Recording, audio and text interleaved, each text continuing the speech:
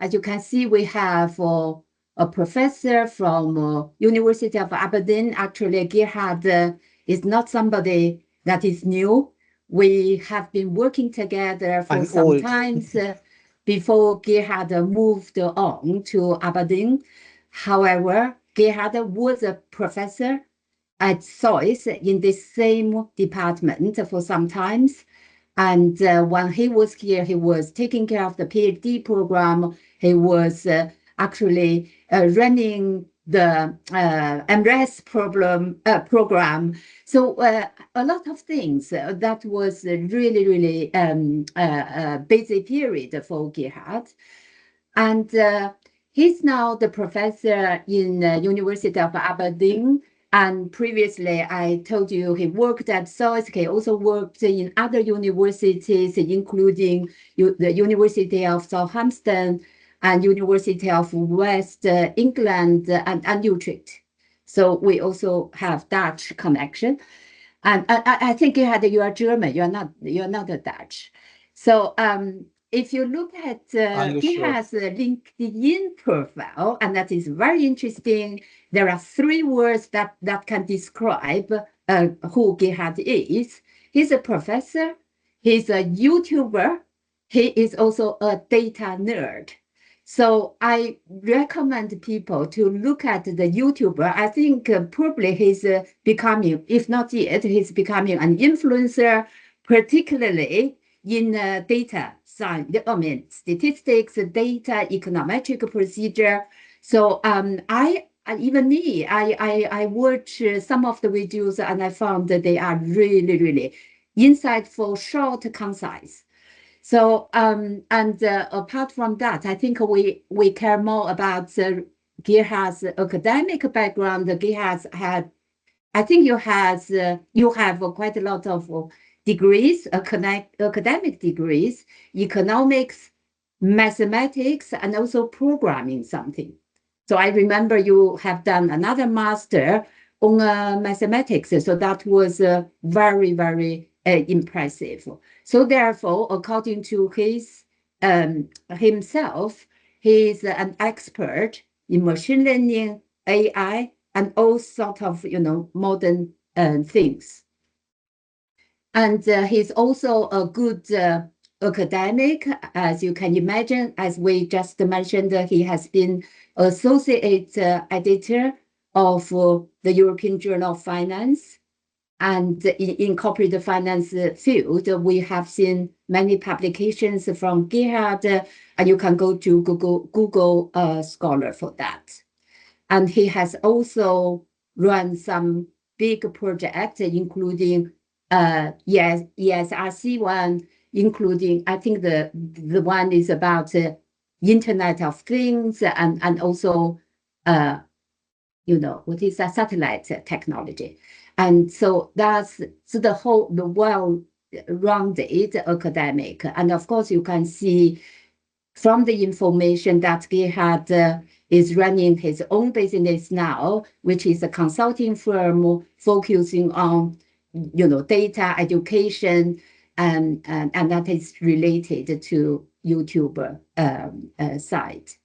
And also, he has provided some consulting services for a lot of organizations, which I'm not going to read them one by one. But more importantly, today's topic is very, very interesting. And I was asked myself a question: how can we link these populist regimes with banking liquidity? So, Gerhard, I give the floor to you, and welcome, and thank you for your support. Yeah, thank you very much. It was a really very kind introduction, way too generous as always. So thanks. I'm traveling at the moment, so this is why I have my standard lab background. I'm sitting here in a hotel lobby, so I apologize for any background noise. I still didn't get my room, and I have been traveling for weeks actually, so always in various places. Now, this paper is a joint paper with Amaka. She works on bank liquidity. And Daniel, he is really more into the banking literature, and myself. In my case, to be honest, I really haven't done much academic work in banking. So I have done quite a bit in corporate finance, but not explicitly banking. However, when I worked in consulting, my focus was on bank valuation and mergers and acquisitions. So I really come from this much more from a practitioner perspective, which I think is interesting because you see the huge difference between academic research and various measures used and what actually banks use in decision making. And we might discuss that a little bit. I think there are quite a few problems here. At any point, please jump in and ask any questions you like, because I won't see any chats because I'm here in the presentation mode. So just feel free to stop me at any point in time. Apologies for any background noise. We're just doing a nice cappuccino here, I guess. So it's just going crazy. Now, the key question of this paper is, do populist regimes affect bank liquidity creation? Now, this is kind of potentially an interesting question. See? But before we actually dive into this, the first question we might ask is, well, why do we actually care? Now, this literature focuses on the impact of populism on economic outcomes, broadly speaking, and there are a few papers that link populist regimes to usually negative economic performance. Now, the interesting thing from my perspective is to actually dig a little bit deeper and try to understand exactly what is the mechanism behind it. Now, one mechanism could be that the government influences the financial sector, which might stimulate economic growth. It might also lead to an expansion of loans, which potentially could be positive. But of course, if you overdo it, you might end up in a financial crisis. So of course, there is always a bit of a balancing act. So this is basically where the paper started. So we set together two banking experts and someone like me, thinking about why populism might affect economic outcomes. And the other interesting question, of course, to ask is that populism itself is not really random. And we will discuss that. So that, of course, also opens up various interesting empirical problems. Yes, in particular, of course, issues around endogeneity. And we know from other research that populism is partly driven by economic circumstances, but not only. So in general, I think this is an interesting empirical problem. There is not much theory in this area of literature, and there are lots of serious empirical problems, and I quite enjoy that.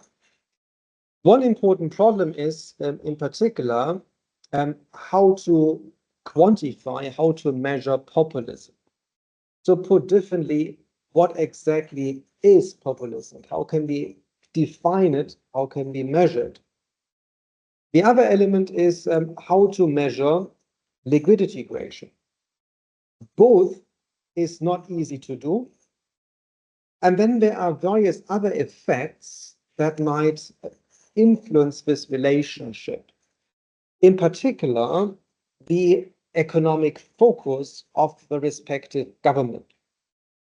So in a simplified manner, one can distinguish between right-leaning governments based on the economic agenda and left-leaning governments that are more focused on economic inequalities, for instance. And we argue that this might make a difference in terms of how they influence the financial sector.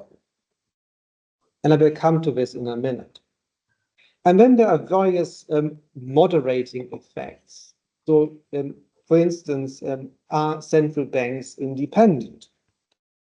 What about bank governance? What about bank competition? So that's basically the setup of the paper. And now we will just spend a few minutes talking a little bit about the contribution. And of course, as always, if you have any questions, just stop me at any time. I usually only present for about 20, 25 minutes, and then we open up for questions. And this paper is not done, so your comments are more than welcome. So in terms of academic papers, so there are quite a few papers that try to link politics in general to economic outcomes and also political uncertainty. And we know that this might influence investment behavior and economic performance. But this is not really populism specific. Then there are papers which again focus on politics in general and bank performance, liquidity holding, and financial intermediation costs. So these papers, in a way, are quite close to what we try to do, but they're not specifically looking at populism. And quite recently, there are a few papers on populism that investigate the implications for financial markets, so stock market performance, central bank independence. Now, this is an interesting one. And then also banking and financial crises. And finally, sovereign yield spreads. Now, all of these papers are empirically interesting, but there are, of course, they have always some underlying issues. So one important problem you have in the literature is that historical context really matters. Now, that means that the vast majority of papers on populism focus on left-leaning populism that emerged in Latin America, mostly in the 1980s. So the main focus of this type of literature is all about economic inequalities and how economic inequalities might drive populist movements. So that is, of course, interesting, and you have then these, kind of vicious cycles where countries have high inequality. They select populist regimes. They try to implement reforms, but actually it ends up in another financial economic crisis. See Argentina, for instance. So historical context matters, and in particular, the last 10, 15 years, we have seen many more populist movements and governments that are right-leaning. They are not driven really by economic concerns. They are driven by cultural concerns. So that is fundamentally different. So that opens up a more interesting empirical debate. Now, in terms of empirical setting, what we do is we look at cross-country evidence. Again, most studies don't do this, or they only cover a very small number of countries. So we cover 60 countries, we cover 31 years, and we go up to the period to 2020, which is more or less the last year we get more or less reliable data, because then it gets increasingly difficult. We do look at causal order, and we do various robustness checks. Now, causal order is not quite causality. And of course, we will discuss that, but it gives you a sense of what might occur first and what might be a consequence of it.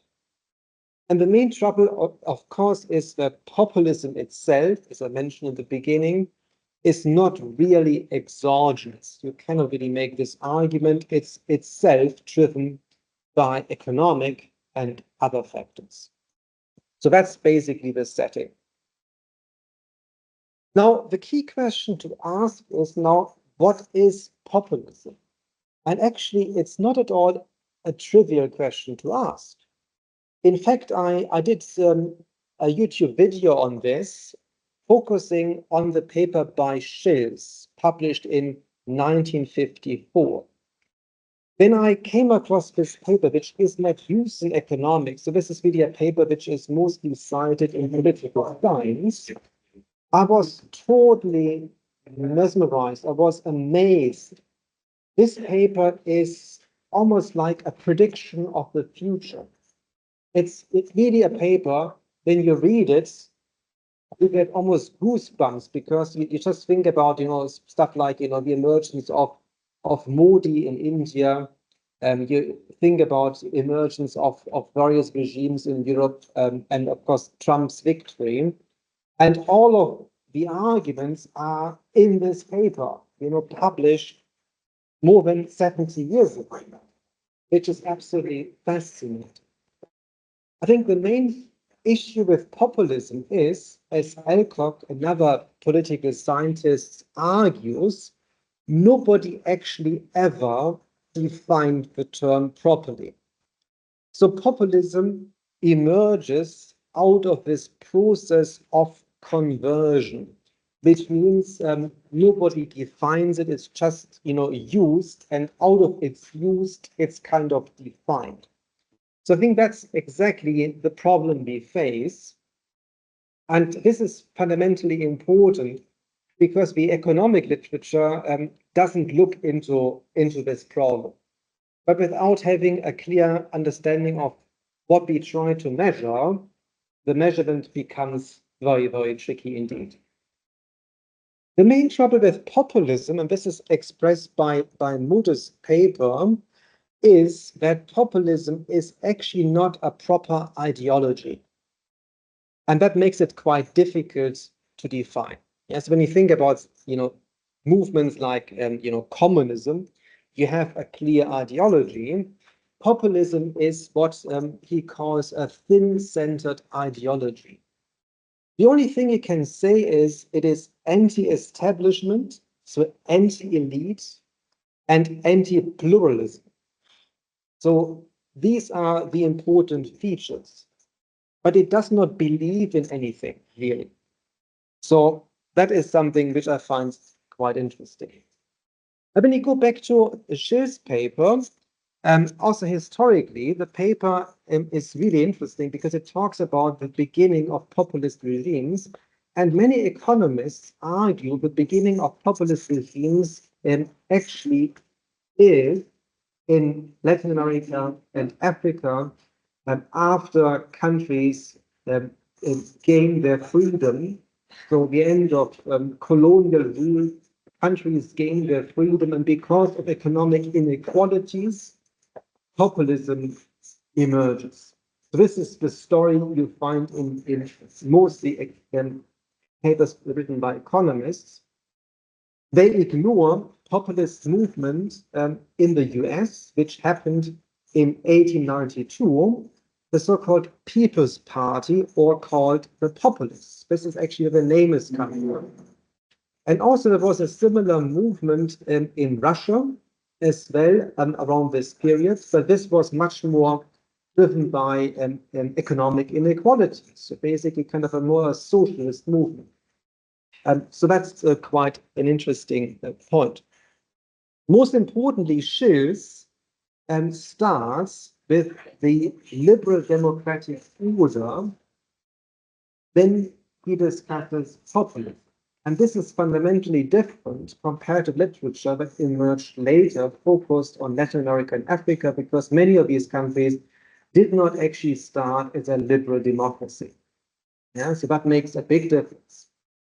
So the idea is that in a liberal democracy, three ideas kind of coexist in equilibrium.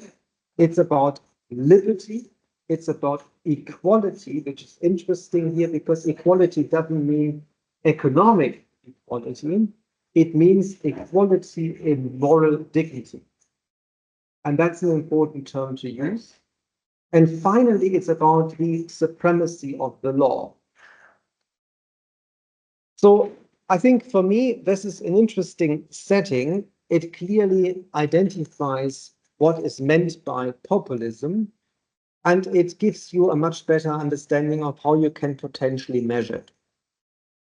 In terms of what Shears now argues, the main issue is populism is not really an ideology, it's an anti-political tradition. Yeah, so that's the important point here. In a way, it is driven by distrust. Now, distrust is not necessarily something very negative. It can be useful to basically check power. And we shouldn't trust politicians. Yeah? However, in this case, distrust mixes with the assumption of a general moral superiority. And this is exactly what you see nowadays in the culture wars. There, your side or the other side claims to be morally better. In the end, these divisions in the society make it very hard to maintain the rule of law. So that's the argument in Shears. So fundamentally, this is the idea. And the interesting thing is when you go back into the paper, it even argues that very often populism is not anti-elite. It's actually a counter-elite pretending to capture the people's will. And that's fundamentally different. Now, in the end, you come up with a nice definition of populism, which is basically what we use in this paper. So populism proclaims that the will of the people as such is supreme over every other standard, over the standards of traditional institutions, over the autonomy of institutions, and over the will of other strata. So other strata refers to minorities. So this is actually quite a reasonable definition which can be used for measurement. Now, how exactly do we measure then populism? We build on existing work done by Kling et al. And classify populist regimes based on the agenda, the speeches they used before they took power. So in a way, this of course has its limitations because we look at what people intend to do. Whether they actually do it is of course a different matter. Now, when it comes to populism economics, to a large extent, the economic literature focuses only on the economic drivers of populism. But this is not really capturing what's going on right now, because a lot of the populist movements nowadays are actually driven by other forms of grievances and are driven by cultural difference, not necessarily only economic difference. So I think that's fundamentally an important issue. Finally, there's a big debate also about what are the triggers of populism.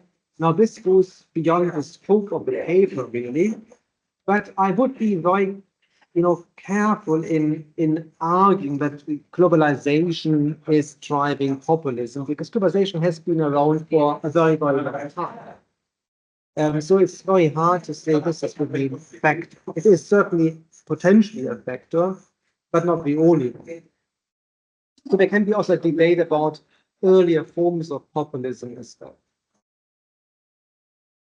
Now, apart from the difficulties of measuring populism, the other element is bank liquidity creation and how to measure it. Now, here we refer to the standards literature in banking, which defines liquidity creation, looking at the asset and liability structures of banks. To be honest, having worked in banking itself, it's straightforward that this is a reasonable measure. Because as a matter of fact, virtually all the banks I know never ever use this measure. Banks do not really think in terms of liquidity. Banks think in terms of the loan book, in terms of their assets. They think in terms of deposits and in terms of risk-weighted assets and requirements to have equity. So in a way, this is a very alien measure. However, the academic literature is using it. So in the end, of course, we just follow. There are differences in terms of how this is measured. So there are certain measures that include or exclude off-balance sheet items. We do both. But again, have in mind that this measure is academic. It does not really have any, I would say, relevance in the context of decision-making in banking. So I think one has to consider that in the future. In terms of sampling, we have more than 10,000 things across 31-year periods. And we modify the existing measures of populism as discussed before. Apart from populism, so this is basically, of course, a binary measure which has its problems. We also try to identify whether the regime is left or right-leaning, and this is focused on the economic agenda of the respective movement. So in the end, we have 42 populist leaders that formed 46 governments in 29 countries in this time period. So it's quite a reasonable sample, and you see that virtually half the countries at one point were affected by populist movements. Then we have a whole bunch of variables and instruments, and of course this is usually what happens when you do these empirical studies, because of course there are potentially alternative explanations. So we try to capture this on the bank level, on the industry level, and also on the country level. Now, on the bank level, we use all the standard measure you can imagine, like the equity relative to total assets. It talks about capital ratios, profitability measures, including return on assets. We look at non-performing loans compared to total loans. We look at cost-income ratios. We control for firm size using the log of total assets. We look at measures of risk like the set scores, risk-weighted assets compared to total assets. And we look at the business model of banks assessed looking at the net interest income compared to total income. So here the argument is if a bank follows a standard banking business model, basically focused on lending, the income comes mostly from net interest income and not trading and commission and fee. So if banks move to other forms of income sources, you see usually more risk in the business model. And this tends to be quite a good predictor and also for liquidity concerns. In terms of industry level measures, we focus on usual measures of concentration using the Lerner index, using the Huffington-Hirschman index.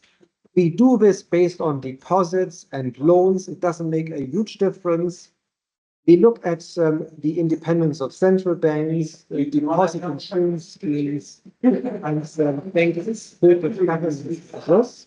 And then various country-level measures, including governments, GDP growth rates, log of GDP per capita, inflation, unemployment, and so on.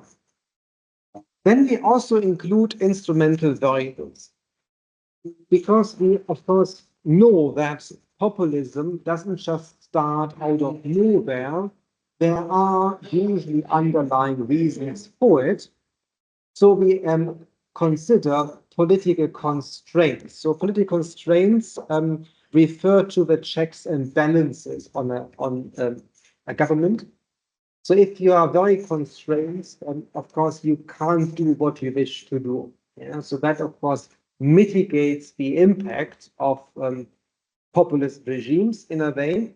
But political constraints can also predict the occurrence of populist leaders, because if you have lots and lots of checks and balances, it's not very likely that a populist movement takes over. Then we look at economic inequality using the Gini coefficient, because we know from the literature that inequality might drive populism. So that's fundamentally the setup here. So this is just an overview of the sample, and it's quite substantial. So you see the number of banks, total number of observations. So these are firm year data, the countries covered. Of course, I won't go into any detail at this point. And then I just give you a general idea about how the data look now. Now, when you observe bank liquidity creation over time, you see that over time it is increasing, which is interesting. But of course, you have two big changes. So one is obviously the global financial crisis.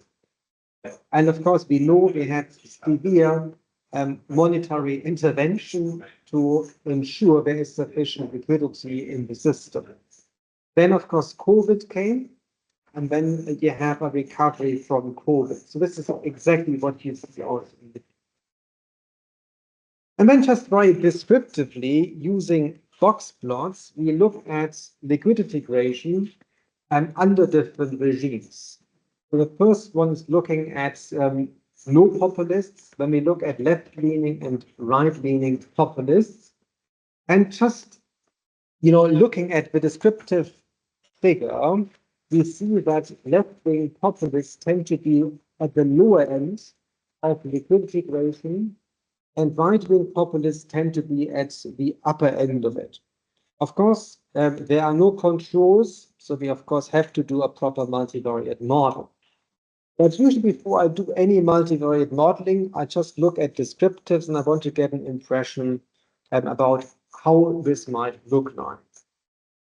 I find it always not very convincing if someone does fancy modeling and gets some significant results, but a simple descriptive statistics don't actually show any of it. And so here we have an indication that this is exactly how the story might go. So when we do the usual modeling, it's always hard to put the tables here on the PowerPoint slide, because there are lots of different variables. So we just focus on the effect of populism. So if you don't distinguish between left and right leaning populists, populism boosts liquidity creation. The reason is because in our sample, most populist regimes are actually right-wing regimes.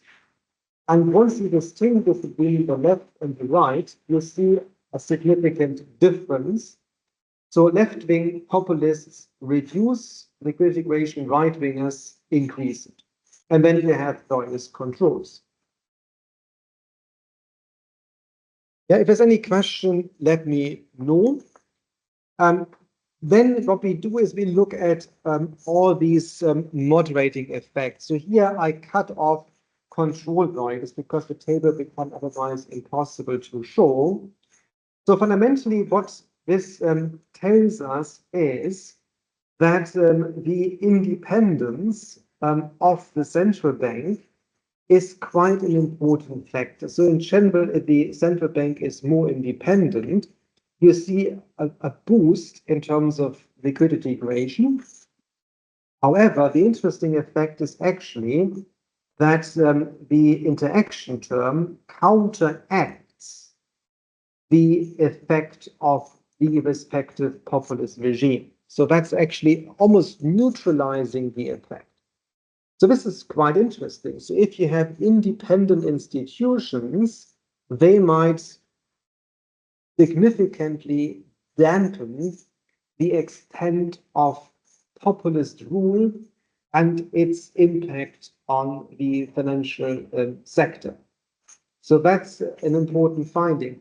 We know, of course, from other literature that the independence of central banks is not at all guaranteed. In Turkey, for instance, and usually once a populist government becomes entrenched, so they are in power, they stay in power, they might also, play a few tricks to remain in power, then central bank independence goes down. Yeah, so this effect you see here might not be long lasting because institutions might be undermined. Yeah, but Gerhard, you ask a question? So you said you have two IVs. I cannot see where you used your IVs from those results. Oh, the instrumental variable, they come later. So Oh, this is sorry. just looking at moderation interaction effects. They Okay. come in a second. Yeah. So we have done some further robustness checks. Are those panel data fixed effect results, right? That's right. Yeah. So Okay. we do panel data fixed effects. Yeah. Okay. Exactly. As you know, papers in finance and economics, you have the actual paper, you're usually done after 10 pages, and then you have 25 pages of robustness checks. So that's usually how it works. Yeah. So they Good do to come. know. Yeah. That's always, and of course, whenever you submit to journals, it only increases. I just now did a revision, and we had to have a separate additional online data appendix, because there's so many things we wanted to see. But at one point, a paper becomes very, unreadable. I know, but my point is, Gerhard, I'm not really in line with that. Why do you know that there are indulgency problem here? So why don't you start with IV and then you provide some other robustness test? Why do you need this very conventional? Because it's not very. Yes and no, we suspect it's there, but you will see in a minute that actually it's not really a dominant factor. Yeah, so there is to some extent, well, in a way, whenever you do any analysis using secondary data and you don't have controlled experiments, you will always have some degree of endogenous. So that's just a matter of fact. So you have to have literally a controlled experiment or a natural experiment to really avoid this. So that's hard to do in practice. To be honest, instrumental variable regressions are overused. They are very, very common, of course, in econometrics. And in certain areas, they are super common.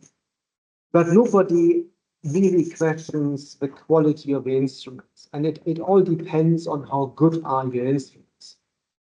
So there are limitations. And one should be honest about it. It's not like, the ultimate tool. It's not.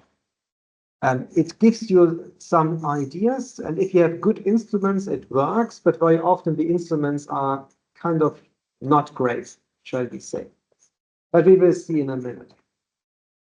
As of the main finding, so all the other interactions are not as interesting. The main finding is independence of the central bank is really key to kind of block the effects. But of course, we know over time it's unlikely that a central bank remains independent. So that's the main trouble. Yeah. So because it's really, really tempting, of course, to use central bank powers to optimize your policy. Yeah. And we have seen this, of course, quite heavily used in Turkey. And of course, the effect is quite disastrous. But of course, also in Argentina, so we know that. Now, in terms of, now this is not the panel instrument variable questions. We have looked into this. Now, this is looking at populism and trying to predict the outcome populism. And so again, I cut off variables because it's impossible to see that on the PowerPoint. And yes, indeed, it is an indication that Gini coefficients predict populist regimes. Yeah? So put differently, if you have high within-country inequality, it's more likely you see a populist regime. And also, if your checks and balances are weak, it's more likely you see a populist regime. So that is true. However, so even if you account for that effect, the effect of populism on bank liquidity creation remains there. It does not really disappear. Yeah, so that is something we discuss. As always, the trouble with these variables is they are mostly economic, but we know that the explanatory power of economic factors is not that strong, in particular in the last 10, 15 years, and it becomes much, much more cultural. And this is much harder to capture. So that's fundamentally the problem. So some people try to capture this using measures of how divided the electorates are and stuff like this. The problem of alternative measures is it's very difficult to get these measures for many countries. Yeah, so you might get it for a handful of countries, but not for 60, not for 30 plus years. Also, many of the countries we cover, they're not really pure democracies and so on. It becomes very, very tricky. So there are always limitations on that. Gerhard, or we promised our colleagues that if they have questions, so now I see a hand. Okay. Can we take this hand? Can we take this question? Sure. Yeah. Yeah, absolutely. I think it's Sandrine, right? Yes. Sandrine, are you? Yeah, Yes. okay. Yeah, please. Yeah. Good afternoon. Thank you. I would just like to know how you measure political constraint. You explained the variable, but I don't know how you measure which variable do you use. Yeah, so for political constraints, we use a source which is using a combined index of 6, if I remember correctly, different variables, which basically look at the rule of law and the enforcement of it. And in the paper, which I don't have readily available actually on this laptop, it's explained in detail. The trouble with that is if you ask me, is this the best measure? The answer is most likely it isn't, because whenever you use these composite measures, the big question is always, well, how do you do the weighting of it? And the lazy answer is mostly that these weights are equal, so equal weighting of 6 different variables that define this index of constraints. So if you ask me as a data scientist, I would like to have disaggregated data on that, and I would like to do my own factor analysis. The problem is the data is not really readily available. So that's a little bit of a compromise here. But when you look at the data and you just see what kind of countries score high or low, it really does make a lot of sense. Yeah, so there is no big surprise. It correlates also very well with other measures we looked at, like the ease of doing business survey. It correlates very well. And also there are other measures of the rule of law which are used in the Laporta papers. And again, it correlates quite well with that. Okay, thank you. But its measurement is always the tricky issue here. And sometimes you have to rely on, of course, on what other people are doing. And there are issues with it. Then the next thing we looked at, and this is for me always interesting, it's not really a test of causality, strictly speaking. We look at causal order. So we just look at what's happening before a left-wing government takes over or a right-wing government takes over, and what is happening during the regime and later. And we see that the effect is really limited to the time they are in office. Yeah. So usually if you see something happening before, it might be actually liquidity creation or something else might actually trigger populism. Yeah, possible, but it's not there. And also, you see, once they leave office, it also disappears. So it's really it's a policy that is driving it. It's not something else driving it. So again, is it a perfect proof of causality? Well, to some extent. Yeah. So yes and no. Causal order is quite useful. So we also call this, of course, Granger causality. It's quite useful, assuming there is no time travel, which I think we can hopefully agree on. Next, we looked at political orientation and looked at the difference between political orientation, so left, right-wing governments, and populism. Now, this is looking at a different database. So because you might argue, well, what you measure here might be populism, but it might be simply, okay, you have a left or you have a right-wing government.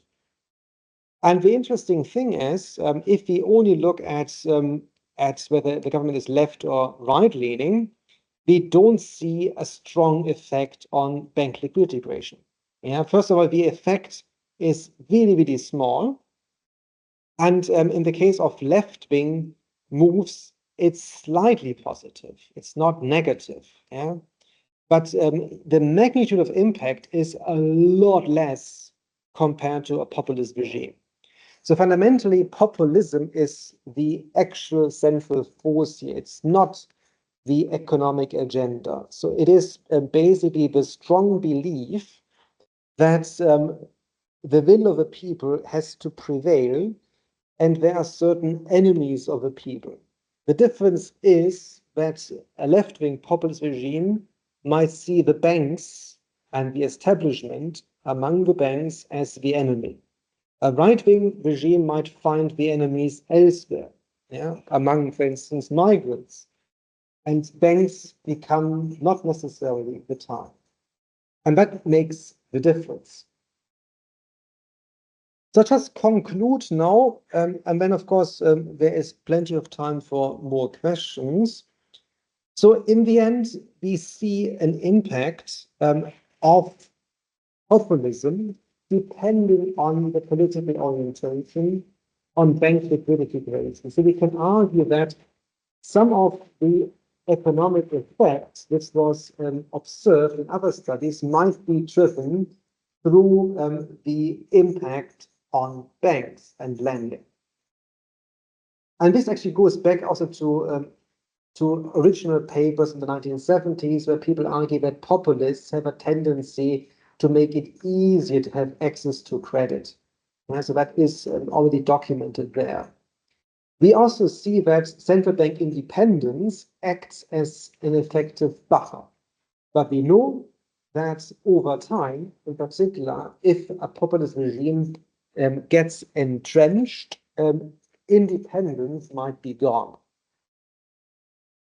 So there is increasing evidence that populism has a negative effect on GDP. Funke argues it's about 10% lower in a 15-year period, so that is very pronounced. I'm not sure about this, but certainly what we can argue is it is more than just populism. It also depends on the respective political orientation. So it's not that straightforward. The tricky thing with bank liquidity is, of course, how much is too much. Yeah. So, of course, if you overdo it, you might also end up in a banking crisis. Yeah. So I will stop here and happy to have a discussion. And thank you very much already for your comments. Yeah. But thank you very much, Gerhard. You made it very clear, step by step. And although you did not present the robustness test, so I was wondering what the robustness test you did to provide more support. But anyway, so I'm going to open the floor. So I see so many experts here. I mean, I do not know which area. I'm still struggling, Gerhard. Where should we locate this topic? So, but I'm sure we have some colleagues who probably know who can raise more questions. Now I invite people to ask a question or to comment on the paper or to, just to extend it. Oh, Dirk is here. Dirk, hi. Dirk, welcome. Gerhard, Dirk is one of our CGF member, but Dirk is taking care of staff in ODI. Dirk, please, yeah. Yeah, sorry. So thanks for the presentation, and really interesting and a very interesting topic. Because you're working, and I'd like to hear your views on something that we're working on at the moment, which is Sri Lanka. And so Sri Lanka, you could say that there has been a populist government. I mean, I don't know whether that's the case according to your definition, but they came into power unexpectedly, but quite interestingly. And one of their concerns they have is liquidity creation for MSMEs. And so they have an independent central bank. And we're quite worried, or some are quite worried. What has been the case a couple of years ago is that the central bank was used for development projects, basically, so to channel liquidity to certain projects which didn't have a rate of return. So that basically contributed to the crisis in which that emerged in Sri Lanka in 2022, and a default and so on. So we quite think that it's important to have an independent central bank. But so if they have a left-wing populist regime and they have an independent central bank, but they're also concerned about liquidity creation. What does your study tell about this case? A bit sort of, should we worry? Should we? And what are the channels through which it works? So one of the things that we might be looking at is that if they're concerned about this liquidity creation for certain segments, that they shouldn't go back to what they did before in Sri Lanka, was using the central bank to provide credit into that system, but perhaps that they may need to think about other ways, maybe a development bank or a development finance institution to create that liquidity. But I was wondering what you think, on the basis of your study, what you think about the Sri Lankan case. That would be really interesting to hear. So in the end, when you do empirical research, what you see here is you average over these 42 different regimes. There is always a high degree of simplification, and you classify. So you always operate in binaries.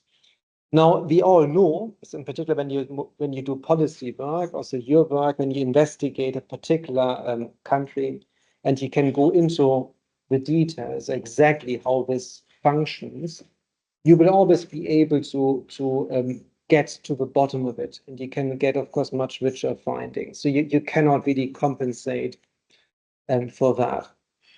So in general, of course, the concern, what we would have is that the effects we see are not long lasting. Yeah, so the populists come in, something happens, but once they're out, it's gone. The effect is gone. It's likely that the economic effects are problematic because there is evidence that there is a contribution to financial crises. I think there needs to be a lot more empirical work done on it. And in particular, also one has to think much harder about measurement problems. So what you describe, of course, is not really what we consider, because we look at commercial banks and commercial bank liquidity creation. And so that is our main focus. And usually we would expect that left-wing governments on average would destroy liquidity, because they tend to be usually anti-banks. So that's basically what it is. But as I said, that's an average. So we have to look into the details, and you always, when you do these country-specific studies, or when I do a consulting project, you can of course investigate exactly how these mechanisms might play out. I would be very skeptical, of course. I don't know much about Sri Lanka. The trouble also with the classification, just to mention this, is that some decisions made by the way it's classified, you can of course always question. Yeah, so for instance, the Modi government is classified as a populist government. Now, some people might question that. Yeah? So whether the Indian government is really populist and to what extent this is really true, and so on. So there are debates about this because it's a binary, and that is for me always a concern because I don't really quite like the binary. I would be more happy in a fuzzy set logic kind of thing, you know, where you say, okay, there is a degree of. Another example is Boris Johnson was classified as a populist, as a right-wing populist. Now, might be true, but is Boris Johnson the same level compared to, say, Erdogan or you know, Trump? I'm not sure. You know, so that's a bit of a problem of empirical work because you always simplify and sometimes you oversimplify. You get an average effect, which is interesting, but of course it does not really mean you should not do any country-specific research. I think the opposite is true. You have to do more.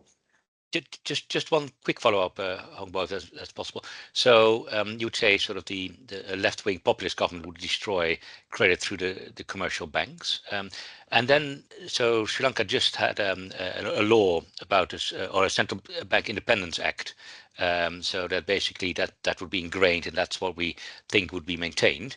So the fact that they have an independent central bank now. What impact does that have? Would that have if your model holds predictive power, noting that it's averages, etc.? Yeah. So what we see is so this would be a really good sign, and it would not be really common for populists to actually make the central bank more independent. So that's a very positive sign because we know based on the empirical effects we see that central bank independence mitigates the extremes. So it makes it more likely that you have a more stable development of liquidity creation. And overall, the effect is positive. So you have an increase in liquidity creation, but you don't get to the extremes. So that would be really positive. It would be unusual. So one has to really watch out and see what happens. Because the literature usually says that populists, whether it's left or right, undermine institutions. Thank you. Thank you. Thank you, Dirk, and thanks, Gerhard, for the, I think, very relevant discussion. And I see another hand from Karen. Karen is one of our colleagues in the same department. Gerhard, probably you have not met Karen. Karen, please. By the way, Karen has politics, right? Science as the background. Yeah, definitely. Yeah, sorry, can you hear me? Yeah, yes. Clearly. Yeah, okay. Thanks a lot for this stimulating paper. And yeah, as Hong noted, so I'm from a more politics and public policy, political economy scholarship, but I also study the banking regulation and the impact of politics and the government bureaucracy relations on monetary policy and bank regulations. So I can at least, add Sri Lankan cases, like mentioned, and you also mentioned the Turkish case a few times. As studying my own village, Turkey, and also looking at the central bank and the bank regulators' autonomy.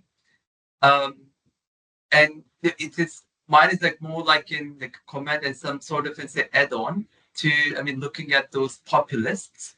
And they also have some two different works on two co-authored papers currently with a Hungarian colleague and another with a Brazilian colleague. So I can also see what has happened in Brazil, Hungary, and Turkey as well. So in Turkey, it was the institutions that we captured. So if you also go to those Ivan Green and the Chairs TBI index or Corrado's TBI index, etc., central bank independence indices, you see even in the World Bank's regulatory effectiveness, regulatory quality in indices. We see this dramatic decline in the Turkish case. It was mainly driven by the government still not really amending this de jure legal clause on the law of the central bank that it has, I mean, autonomy, independence, but what we, I mean, distinguish in the politics literature is de facto and de jure independence. De facto is actual, I mean, which means that on paper autonomy could be there, but it might not be practiced actually. So you still, I mean, instrumentalize the central bank towards, I mean, pushing the banking sector towards, I mean, creating liquidity. So not just, I mean, for the, I mean, banking sector, but also for the treasury. I mean, such as in the case of, I mean, the foreign exchange operations took place in 2018 in Turkey, which, I mean, meant that the public banks through the treasury were mobilized to intervene in the foreign exchange market without the central bank announcing those operations officially. So it was not the central bank doing it itself. We had to report, but it was, I mean, through the public banks and the treasury. So all those, I mean, sideways are also could be mobilized. So it was, I mean, this mechanism, I mean, work. So once we like look at CBI as a moderator, so what we are measuring could be a bit nuanced once we, I mean, try collate or bring different jurisdictions together and like having those either ordinal or, I mean, a categorical like variables, or just, I mean, just, I mean, say binaries.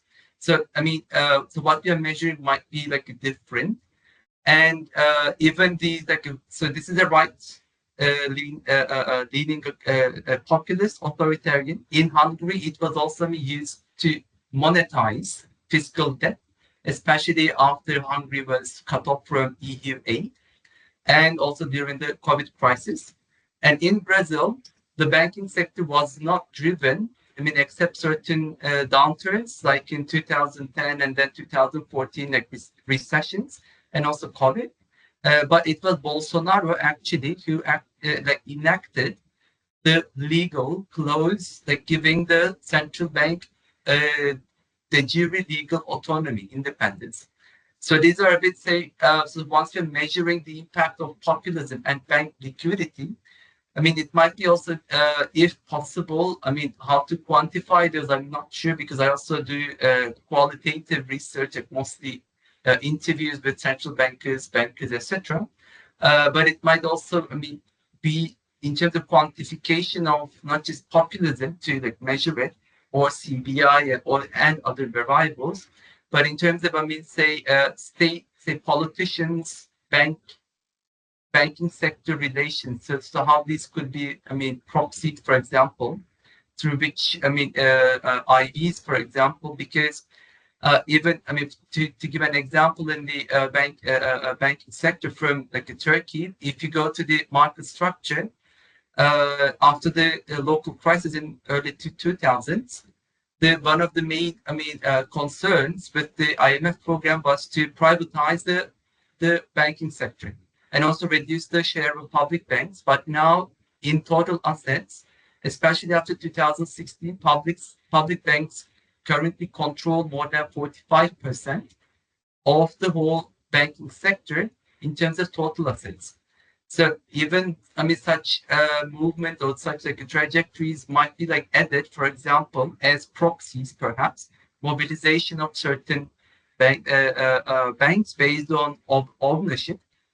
And these also could be, say, in terms of nationalization, for example, in Hungary. So foreign banks were, I mean, pushed out of the market by, I mean, nationalization. I mean, under this, I mean, name. Frame as such, but it was actually I mean, Orban's cronies were like, I mean, mobilized to, I mean, take over those foreign banks, and nationalist, and say, protection, sort of a frame, but also, I mean, to, I mean, create those and also nurture those, I mean, cronies. So when it comes to, I mean, say, quantification, it's short. So there are different cases, at least, I mean, I can observe like 3 different far right, I mean, yeah, not really far right leaning. So these are my, yeah. Sure. Let's finish it. Let's hear from Gerhard. Yeah, sure. So I saw some comments and challenge about the measurement and the representativeness of the cases. For example, Gerhard do you have anything particularly to respond to Karen? I mean, yeah, just, I mean, yeah, sorry. I mean, it's not that, I mean, challenge, but I'm just, I mean, trying to, I mean, just, I understand. either We my, like, own understand, research and also to, I mean, just, I mean, have such, like, nuances. So it's not a challenge, So let's hear from Gerhard. Yeah, Gerhard. of course, I find it absolutely fascinating. And when you go back to the work done by Funke, which we actually rely on, they spend a lot of time collecting all these case studies, and they actually build their measure from the cases. And that's fundamentally also what we have attempted.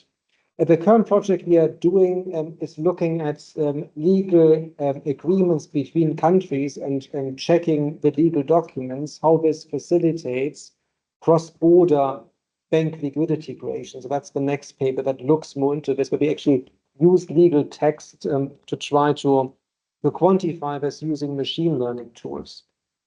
Now, of course, also you mentioned many important things. It is a real struggle in terms of measurement, and I strongly believe there's always space for different types of research. Of course, what we do here is having a huge example. I don't know how many 10,000 banks. So there's no way we can really go into the details. I know, having worked in banking myself, that obviously the measures we use are not ideal because we don't do every little adjustment, for instance. And of course, usually you should do it. But on average, I think it's plausible because you just otherwise can't really do it. You mentioned in particular something really important and very interesting, and this is about how institutions can be captured. And you see this, of course, a lot about who is appointed to various roles. So even if legally nothing happens, if you appoint certain people, you get what you want. And so it becomes really, really tricky. So there is a lot more that needs to be done on that. So if you can also share these studies, it would be really interesting. Because I see at least the next years, looking at what's happening globally, there is plenty to do on these issues, and it is not at all straightforward. Because I also believe that in particular the cultural aspects are super hard to measure, and like institutional capture and so on. I think that is indeed a problem. And you see this also in yeah, so it's great. We all have the similar problems, no matter what we do, and particularly this topic is it's a little bit messy, to be honest. So let's have Professor Sulite. Okay, thank you so much, Professor, and thank you so much, Professor Kling, for the presentation. On this topical issue, I want to more clarity on about 2 or 3 things. One, in your pursuance of liquidity creation, do you think, for example, that if in the discussion of central bank independence, and one would want to seek clarity on, for example, how you arrived at it. For example, do we say, or what could have been the measures of central bank independence? Is it about the board composition? Is it about the decisions approval? So if we interrogated more, what could this be? Or in your analysis, what did you take into account to constitute board independence of the central bank? Then, in addition to that, you used, for example, concentration as an industry factor. And my gist of the matter is there is concentration versus market power. Of the two, I know for liquidity to be created, the concentration of these commercial banks where savers are able to deposit to create liquidity is very important. So in your usage of words at the industrial level, I saw some bit of usage of words like market power, then concentration. So my thinking is maybe concentration would be a big factor in order to tap into liquidity, because the more or the wider the spread of these commercial banks, the more it gives the depositors an opportunity to access the banks and deposits. So what is your take on that, and how would you diffuse or dissect the two words, the concentration and then the market power? And then lastly, what about the level of the development of these populist countries or unpopulist countries? I know and I have seen the usage of the word GDP, but we know what the World Bank is saying about the issue of GDP in terms of the level of development. These countries, which are populist or not, they have an index of the level of development. So how do you qualify GDP, or how do you assume or believe that GDP would be a suitable measure for the level of development of these different countries as you put them into the different blocks? What would be your take on that? Thank you so much. Yeah, thank you very much. And of course, you put the finger into the wound of measurement, because that is, of course, quite tricky to do, and it will always be a compromise. So basically, the compromise here is to cover as many countries as possible, so 60 countries over as many years as possible. So once you do that, many desired measures are gone because you just don't have the data. So let me just start with the first one about how you measure central bank independence. So this, we don't calculate ourselves, we use what is used in the literature. Now, of course, you can say, well, is this the best way of measuring it? The answer is most likely it isn't. It's usually based on expert opinions, surveys, or composite measures. None of it is really perfect by any stretch of the imagination. So that has to be, discussed. The thing is, when you do an empirical paper, if you use what others are using, it's far less likely to upset one of the reviewers. So usually the best idea is you do one new measure, which we do, one new issue, but the rest you just keep it. Otherwise, you open up too many battlefields at the same time. So that's not the best strategy. But I certainly would argue it's not an ideal measure, but it's available. And that's the main reason why it's there, because otherwise it gets really, really difficult to do for so many countries. I totally agree that GDP is in many ways a deeply flawed measure of development. It does not account for many things. You can start with the environment. You can talk about the distribution of it. You can talk about, public goods, and there's a whole ton of things which are not at all covered. It does not consider, for instance, quality of life and so on. Absolutely true. There are other measures, like say in the Human Development Indicator. So, but again, this is also flawed because you have 3 random measures and you have equal weighting of these measures, and there is no particular reason why this is the best way of doing it. The main thing about GDP is it's available, it's widely used, and empirical evidence, the one we use in our discussion, uses GDP, so we kind of have to capture it. So in particular, the most influential paper by Funke used GDP and argued that populism destroys 10% of GDP in 15 years. Now, so that's something to consider, but it's certainly not the best measure. And ideally, you would look at other things as well. For instance, also what's the impact on inequality? Yeah, but usually it's not really what you think it is, because again, inequality itself is very hard to measure.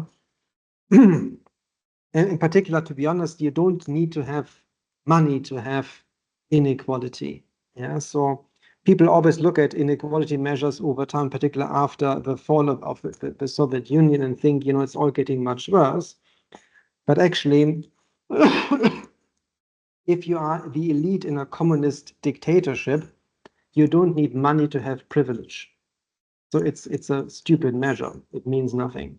So it's not really that straightforward, to put differently. Yeah, but of course we do accept there are compromises. If you have any comments, please also feel free to contact me by email. The paper is available to download as a working paper. You can easily find me. You just use your favorite search engine, and I'm more than happy to discuss. And for me, this is a long-term, project. So I work on various topics.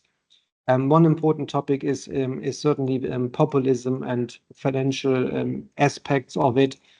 Also, I work on economic, financial inequality, financial inclusion. So there's quite a bit of overlap, and I go into other disciplines quite a bit. So. Excuse me. Where is my voice? Yeah.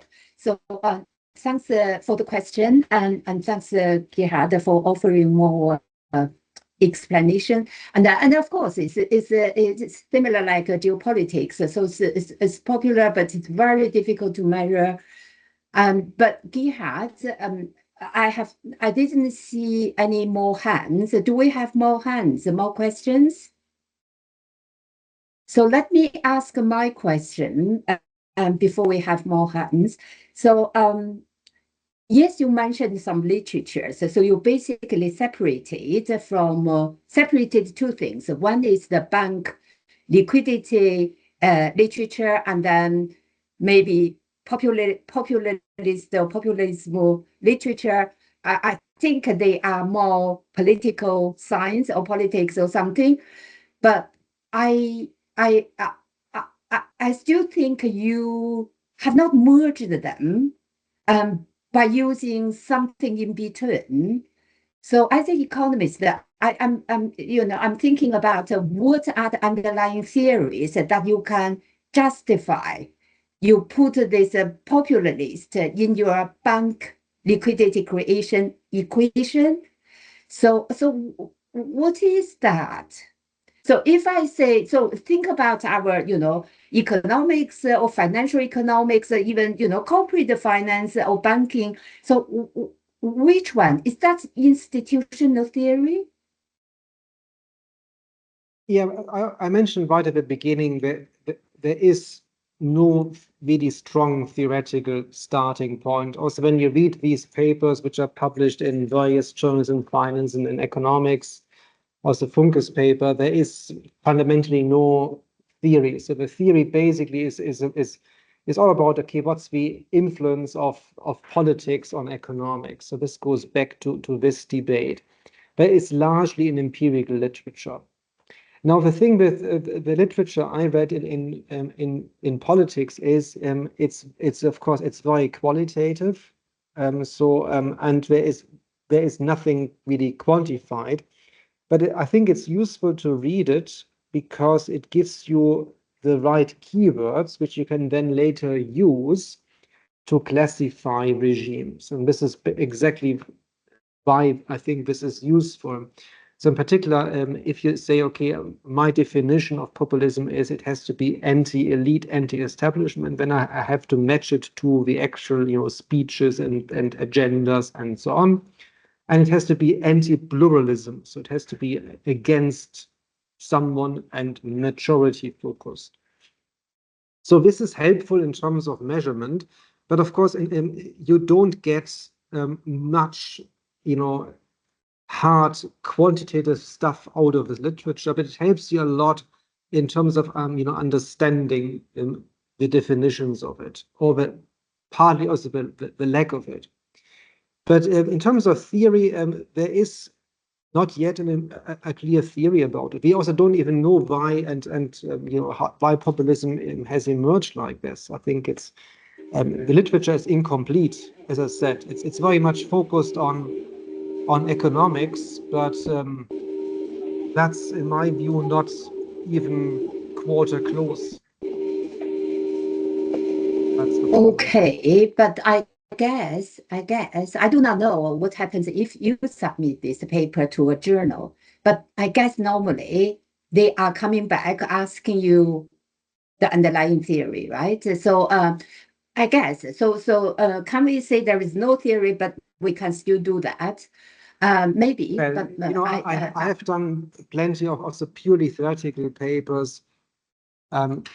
When I'm now 20 years in this business, and I know the publishing field quite well, and my answer to this is, you know, end of the day, you have to do what you enjoy doing. Whether it's, you know, successful based on an absurd metric of what is a good and what is a bad journal, you know, that's, I'm not really concerned about this, because end of the day, it doesn't really matter. So do you really know, for instance, where Einstein published his papers in which journal? I don't know. Nobody knows. Nobody cares. I don't say that this is an Einstein level paper. It's not. But end of the day, you should do, in my view, what is enjoyable and an interesting problem. Whether you can solve it or not, and I don't think we really solve it. I think we get some interesting hints. I don't think this is the full picture. It's a starting point. But of course, I know academic publishing works differently. So what I do, and this may be good advice in particular for junior academics, I do some fun projects, you know, some things I really enjoy. And they might take sometimes, you know, 10 years to publish. Sometimes they never get published, but it's fun. And I enjoy doing it. And then I do commercial work, you know, the bread and butter, which I have to do because I have to tick the box for ref. But these are two different things. Now, this paper is not ideal if you want to publish in corporate finance or in financial economics. I know that. But that's not a reason why we should look into this, because I think this is really important. And in particular, universities are part of the problem, in my view. They are a contributing factor to it, and they tend to ignore it. And that's a problem. Yeah, but I do not know why I cannot see the, well, I lost my screen, but I can still hear you. Can you hear me? I can hear you Yeah, fine. but where is my screen? So are there any more questions? We have seen quite a lot recent researchers and even some grant applications in which people use textual analysis to construct measures for different type of things, you know, either climate risk or you know, some intention for green transition, etc. So they look at the texts of the companies or household or related to, I mean, individual. What do you think about using this textual analysis to derive measures on the macroeconomic macro level, let's say country level, let's say for your paper? And you know, a lot of machine learning, you can use AI, Python, but can you do that on the macro level? Absolutely. Also, I have done actually a few videos on this, how you extract, you know, text from, say, PDF documents. You can do online searches. You can use social media, APIs, and whatever to do that. For this particular project, we also actually do this because we look at speeches and agendas of politicians. And of course, we can't do it ourselves because that's thousands of pages. So of course, you have to code this, and we use them the keywords which we do based on the literature to classify. So that's basically how this is done. It's perfectly fine to do it as long as you are transparent. So when I review papers that rely on machine learning tools, the main problem I see is that it becomes super hard to replicate. Yeah, so that is the main limitation. It's already difficult to replicate normal econometric work, but machine learning is harder because very often the code is not shared, the data isn't shared. So how, as a reader, do I know this is done properly? Yeah. So that's the main problem. Yeah. But yes, the technology exists. So I'm happy to share some sources. I have done quite a bit of this. That's not the issue. But for me, the main concern is, can anyone actually trust what you're doing? And I wouldn't trust any of it because it is deeply flawed that you don't know. And very frequently now, when it comes to submitted papers, also to top finance journals, people don't, you know, reveal their code. So they just do some machine learning application, AI application, and then they get some findings, and nobody knows how they get it, you know. So that's the trouble. I agree. I see what you mean. That's why, you know, wow. Yeah. So, but why do we now advance to machine learning things then? Yes, Well, I mean, for you this know, type of reason, yeah. there's use in it, but you know, very often also it's nothing new. It's not like it's something really new. For instance, you can perceive an OLS regression as a machine learning classifier, as supervised learning. It's the same. It's used. Or a logistic regression is also a classifier. So It's good to hear from you, and I thought it's very popular now. So sure, but it's oversold as always. You know, you have these fashions, and a few years back Yeah. it was something else, and you know, sure. Yeah. Yeah. So can I invite more questions? If there are no hands, probably Gerhard, thank you very much for your contribution and a lot of extra things. For example, writing paper not for the purpose of publishing, but to have fun. Yeah, And absolutely. that's You know, really, really honestly good. speaking, life is short. And do you really believe that, you know, once it's over, and you might consider going either, you know, downstairs or upstairs, shall we say, that the person at the gate will ask you, how many ABS4s have you published? Do you really believe that? But The answer is no. we have KPI, and young I don't people, they are care. looking for jobs, right? Doesn't matter. You can do please, anything yeah. else in life. You don't have to, Yeah. you know, nobody is forced to do what you're doing. Nobody. Yeah. You can do something else. Okay. Yeah. Be happy. That's more important. Okay. So thank you very much. And I hope, you know, I'm sure the topic is so interesting that it has stimulated a lot of discussions, and even we went beyond that topic. And Gerhard, do you have maybe something to finish before I close the session? No, it has been a pleasure. So I enjoyed this. Thanks for your comments. Please, you know, stay in touch. Yes. I'm quite easy to find. And yeah, all the best for your own research. Yeah, so may the force be with you. Yeah, thank you. So thank you everybody for your time and for your contribution. And I think we can close this session, and perhaps we'll see each other next week. Thank you very much. And thanks, Gerhard. Let's keep in touch.